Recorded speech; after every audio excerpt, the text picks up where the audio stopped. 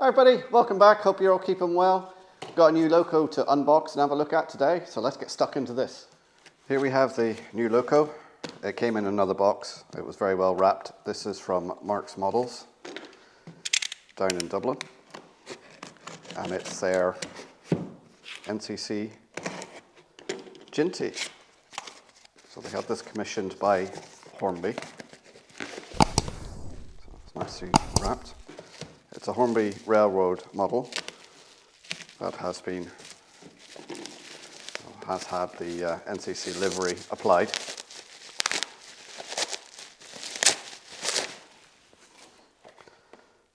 There's the first glimpse of it. Let's take it out. Now, I don't know too much about the history of the Gintys. It's all changed. Nice cardboard protection on it. And here we have that soft plastic. There we go. There's the model there. And if it go focus, you can see the red hand of Ulster on there, the NCC crest. This is number 19. It's an 060. Some separately fitted detail onto it. The usual sort of printed cab interior, fake cab coal load. But it looks a very nice model. So what I'm going to do now, oh, that'll be the phone. So what I'm going to do now is put it on the track, run it in, the usual 15-20 minutes either direction, make sure it's running. Now, these were to come DCC ready, but unfortunately they haven't. So I'm going to have a look at it and see if I can hardwire a decoder into it. I did buy 2 of these, so one of them is for myself, so I'll make it DCC, and the other one is for the museum, which is down thanks to my channel members and patrons, whose names will be scrolling here. Without their support, I wouldn't be able to buy these bits and pieces for the museum, so thanks very much, guys, and thanks to all you who watch, sitting through the ads and things like that. All that revenue goes to help getting stuff for the museum. If you want to become a channel member, links are down below. Right, let's stick it on the rolling road and see how it runs. That's on the rolling road now. Let's apply a little bit of power. There we are, it's about 50% power. We'll let that run in for about 15 minutes. As I say, it is a Hornby Railroad, but it is a very good looking model. I love the way the lines are picked out and having the crest on it.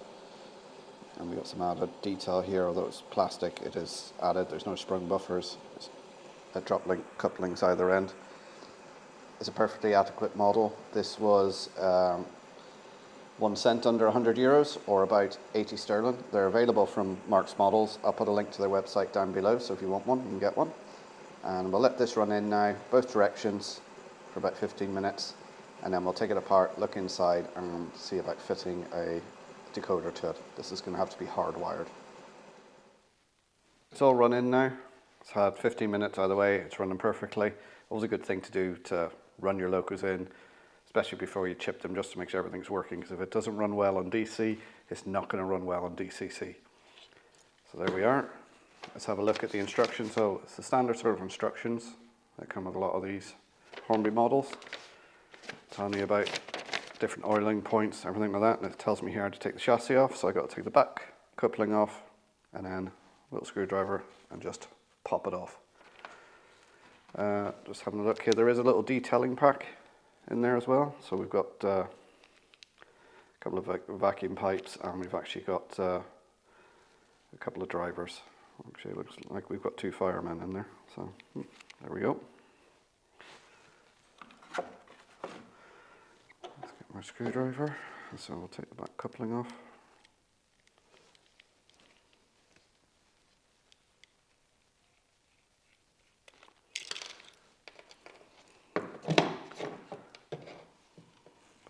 Side.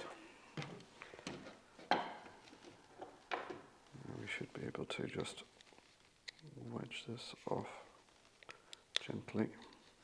Take your time with this. There we go, it just popped out.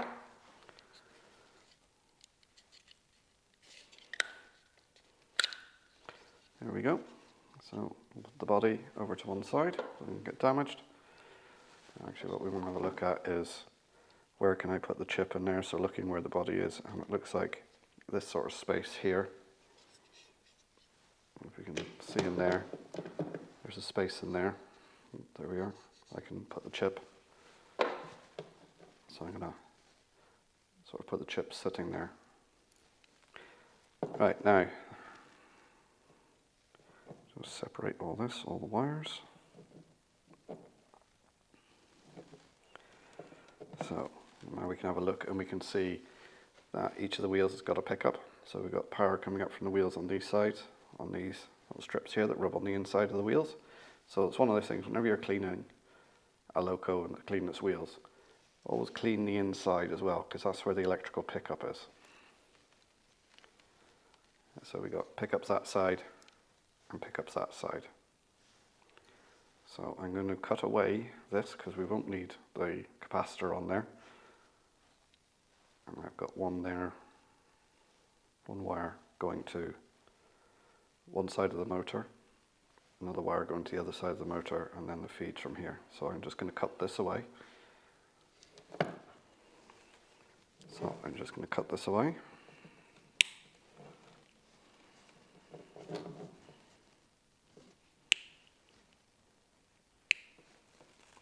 There we go. And now I'm just going to use some bare wire at the end of each of these wires so I can wire them in. Be careful doing this so that you don't pull anything apart. So just take your time.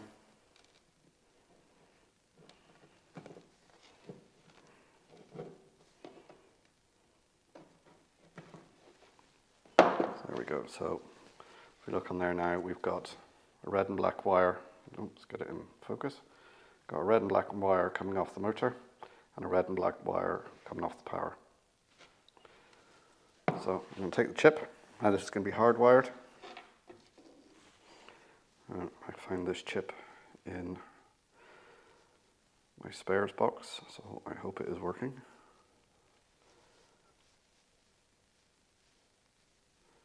So first thing I'm going to do is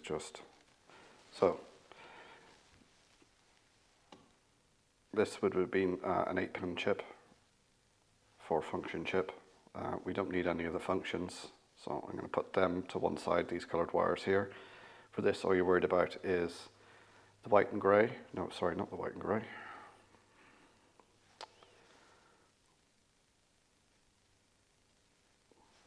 Orange and grey. Okay, so orange and grey go to the motor, and the red and black go to the power supply. So what I'm going to do is I'm actually just going to connect this up. Not solder anything yet, just connect it up so I can program it, and then I can test the chip to make sure this works before I make the final connections. Normally, if you're using a brand new chip out of the packet, so to say, you will need to do that. I have no idea where I'd taken this chip from. I presume it's still working, because if it wasn't working I would have just thrown it away. So I'm just going to connect these up. So where we can see, they're just wind connected for now, just so I can test the chip. So I'm going to take it this way, program it, put it on my DCC track and make sure it works, and then we'll come back and solder the connections.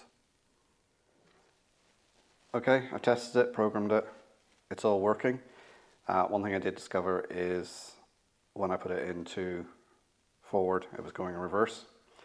So I've simply swapped these around. So if that happens, you can just swap the wires around on the motor. If you've soldered it all in, you don't want to unsolder it, whatever.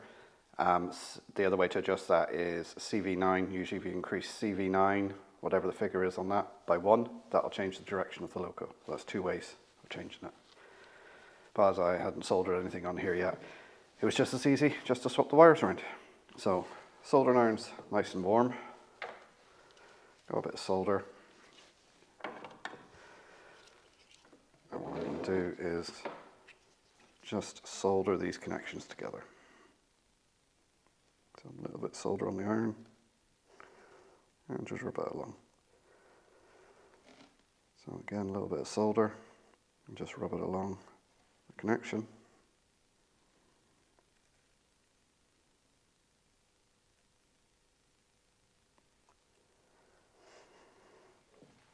This solder, it is 6040, 3% flux, it's 0.8 millimeter diameter. That's it there if you want to look it up. I got this off eBay. Great stuff.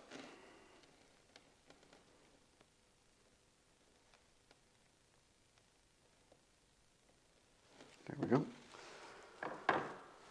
So that's them soldered. So now I'm going to take a little bit of heat shrink.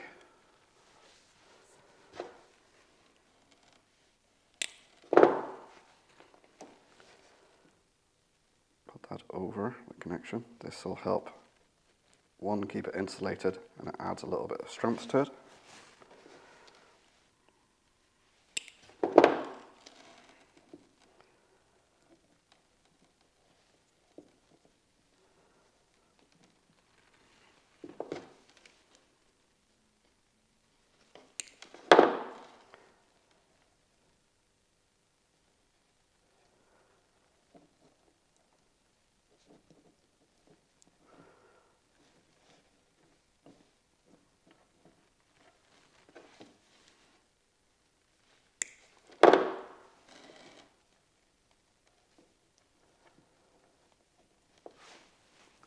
Just going to rub the iron just against that, just to hold it. So you're being heat shrink. Clues in the name there. The heat will cause it to shrink around wires. Keep it all nice and insulated.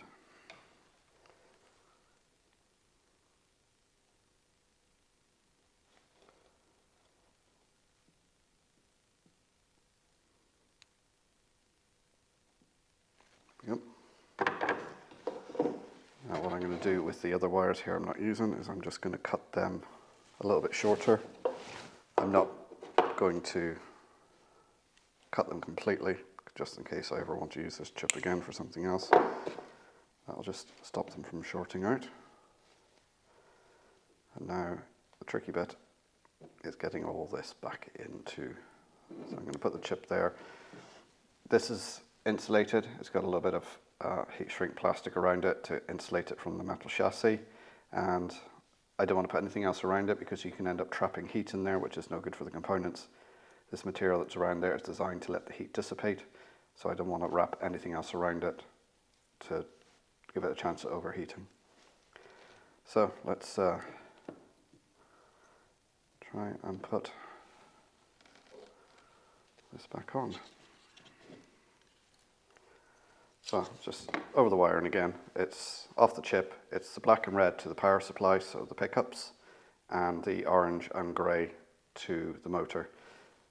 If you find it's not going in the right direction, just swap the orange and grey around on the different terminals of the motor, or adjust CV29 by 1, and that'll change the direction. So we'll try and get this in. So you want to make sure the wires go in and they're not poking into the motor, because that will just cause you no end of problems. There we go, 5 minutes of fiddling around, body's back on, coupling's back on, after I realised I was putting the body on the wrong way around. So, live and learn. So let's stick it on the layout now and see how it looks. There we go, running around quite nicely. It's pulling 2 coaches there. I think it could do with an extra little bit of weight on it to give it better traction, so I might add some weights to the inside. But it's running around there quite happily. It's nice to have another Irish liveried steam loco.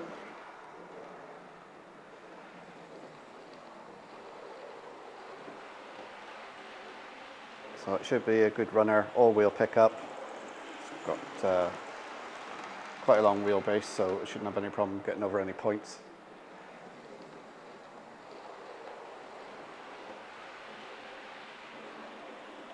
So I think that'll be a regular on my Thursday night live streams now. There we go, another great loco to add to my collection.